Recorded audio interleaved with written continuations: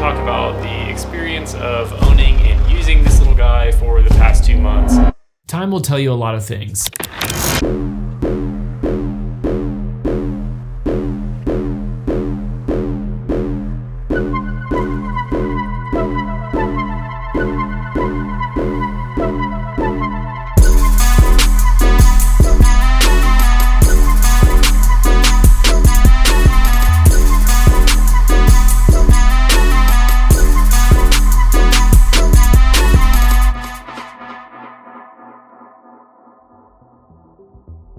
Yes, time will tell you a lot.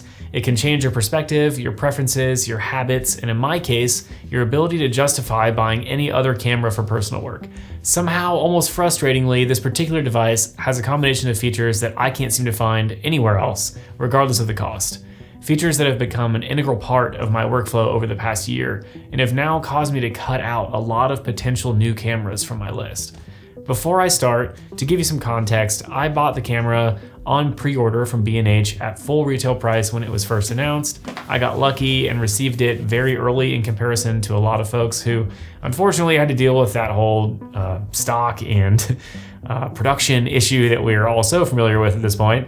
But before this camera, I owned the X100F, sold it, bought the X100V when it came out, sold it, then bought it again and kept it until the X100VI came out. I always loved the idea of this small everyday camera with manual retro-inspired dials similar to my film cameras, and that was about as deep as I thought about it. For work, I use a Sony full-frame system and a handful of G Master and Zeiss lenses, so any desire for something more powerful or capable is already covered. I just don't like how it feels using my work gear on personal travels. It makes it way less enjoyable for me to be present in the moment and feels too familiar to being on a job. So with all that out of the way, what is this combination of features that I'm talking about? Let's talk about that first, and then I'll jump into the rest of the review after that. It's pretty simple, really. High resolution RAW photo capabilities, strong video codecs with log recording internally, built-in IBIS, and a built-in ND filter at the same time. Everything else is extra. This combo doesn't exist at all anywhere else. And of course, part of the reasoning is because at the moment, nobody has figured out how to design cameras with a built-in ND and IBIS at the same time without making it this fixed lens system. With the exception of maybe the Sony Burano, which is $25,000 and isn't even a photography camera. But it does give me some hope that maybe we'll see this technology make its way into the alpha line of Sony cameras at some point soon. But why is this important? Because regardless of whether it's magnetic or if it's some kind of quick release system that you have with a typical ND filter, it is an absolute headache, time suck, juggling fest to constantly swap between shooting a photo with no ND and then wanting to get a video clip which requires an ND, so you have to attach and reattach and detach and reattach the filter sometimes hundreds of times during a day. Even the rapid release ones, cool, but now what do I do with it once I have it off? Do I just hold it in my hand and use the camera with the other hand? Then you can't adjust settings, so you have to find a way to tuck it away safely without getting dust or spots on it when you put it back on the camera. So no matter how capable your camera is, like my A7S III for video is far superior, I don't even want to take photos with it because this process is just incredibly tedious and frustrating. So with any other camera, I end up bringing two bodies because it's easier during the shooting process. But that is a huge pain when you're just shooting for yourself, traveling with family, or hiking. But seriously, look how fast this is. For example, I just had a day last week where I wanted to go for a drive and take some photos. Just me, my wife, and my dog Carl. We hadn't been out for a sunrise shoot in a while, so we got up at 5 a.m., painfully, hit the road north, and had a great time seeing some new places close to home. All I brought for the day was the X100VI, and as usual, it did a perfect job filling all of the gear needs. I'll show some highlights of the day here as I keep the review going. Another camp might argue that IBIS isn't necessary. Have you tried shooting photos at blue hour or in low light without a tripod or IBIS? It's basically impossible. Like having fun while shooting with a tripod. Once you ditch the tripod because of IBIS, you'll never go back. At least I didn't. Also, with any kind of compact size camera, you will struggle to get smooth footage without IBIS or a gimbal. They inherently just have more jitter than a heavier camera, and carrying a gimbal everywhere while shooting is even worse than carrying a tripod. My problem now is that there's no competition in this space. I don't even know if Fuji fully intended for this to be such a capable hybrid camera. or by accident, just the perfect storm of technology in this thing made it happen, at least for my needs personally. But here we are.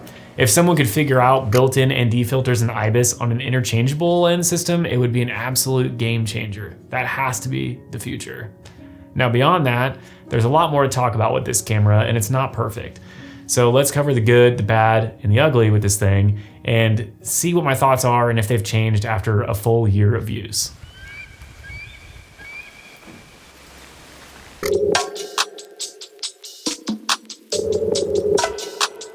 The image quality is pretty impressive. If you're side by side comparing it to a full frame or medium format camera, of course there is a bit of difference, but in practical use, you will never have a reason to complain here.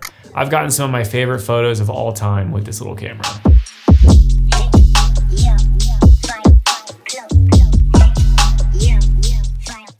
The video quality is also very good. I've done a bunch of fairly intense testing with this camera alongside my A7S III and some others recently because I'm in the process of developing a LUT system, and after a bit of work, I was able to get the cameras to match really quite well. I will say that the 6.2K and F-Log2 is the way to go. The 4K codec choices are just not it for me personally. They're a little bit mushy and I don't ever use them. I don't have a use for 6.2K and I would rather shoot 4K because it's not cropped in camera at all, but the image quality jump is pretty significant and makes it the obvious choice. The autofocus is just okay, and I think this is probably my only real complaint about the camera overall. Thankfully, my style of photography doesn't really require amazing autofocus most of the time, but having owned and used many other camera systems, it's hard not to notice the difference here. The continuous focus and subject tracking are a few steps down from the likes of Sony or Canon. I didn't feel this way as much about the X-T5 paired with a linear motor lens, so it could just be a limitation of this built-in 23mm f2. It feels a bit sporadic and sluggish in fast-paced environments. You'll still get some shots in focus for sure, but it's not gonna be a super crazy high hit rate. This single shot autofocus mode is snappy and works great, and it's perfect for my style of photography. That's what I'm using almost all the time. One thing I really like being able to do actually is leave the camera on manual focus so I can pull focus for video and then use back button focus to override that for photos. So it's like having manual focus and single shot AF available at the same time. Cool little trick there. I've also mapped this little wheel to be pushed in to check focus manually, which I use all the time for video.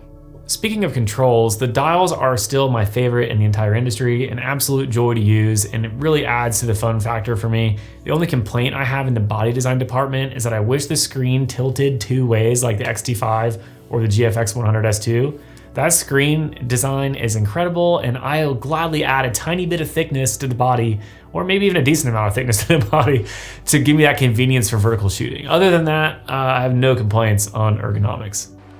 The battery life has been a non-issue for me, and that's with me shooting photo and video throughout the day. I do have a total of 3 batteries that I bring on trips, but I never get through more than 1.5, like maybe 2 on a super full like sunrise to sunset day. But I am conscious of turning the camera off while like hiking between locations or traveling between spots, so that probably helps a little bit. 2 card slots would have been nice just for peace of mind and being able to dual write backups. I'm sure they made this choice to save weight, and so I'm not really shocked about that. Not a huge deal. The weather sealing works as long as you've got the filter and hood combo thing that is sold separately attached. I've put it through some pretty rough conditions and it's held up just fine. I posted this to my Instagram stories over the winter while snowshoeing and everyone thought I was an idiot, but it's fine, so that's good. The bottom line is I don't want a camera if I can't use it because of weather. Extreme conditions are what makes for interesting images, and the last thing I want to do is worry about the camera not being able to handle something like that. I don't shoot JPEGs, so I apologize if you're looking for information on that. The good news is there's plenty of resources out there and recipes and things if you enjoy that approach. I like to have a filmic look across my entire body of work, regardless of which camera system I'm shooting on, which is why I shoot RAW and edit in Lightroom using my preset system. If you're interested in that, you can learn more about it at the link in the description. And finally, I will try to answer some frequently asked questions that I receive about this camera. Do you ever feel limited or wish you had another focal length to work with? I can kind of break this into two different sections. For video, yes, I miss the variety of shots that a full kit can provide. they definitely aid me in telling the full story. For photos, not really. Over the years, I've gravitated towards a style of imagery that feels very human, nostalgic, and somewhat surreal while being grounded in reality, and the 35mm lens has become my favorite for any system because of that. I've taken a number of trips where I'll shoot on a variety of different lenses or a 24-70, and I still end up emotionally connecting with the photos taken around 35mm the most. I can be more creative and experimental with my photography without losing the sense of realism because of the very normal, or as some people would call it, boring focal length. It's kind of a weird concept, I guess, but it works for me. Are Fuji colors really a thing? For JPEGs, yes. For RAWs, no. Unless you're interested in applying the camera profiles in Lightroom in addition to your editing, which I suppose is a cool feature to have, so little bonus point there.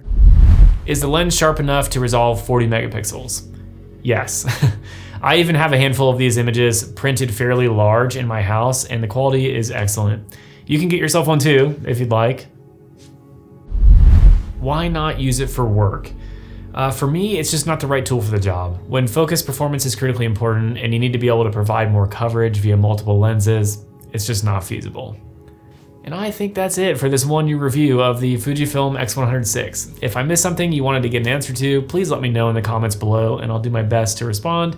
As always, thank you so much for watching. I really do appreciate it, and I will see you guys in the next one.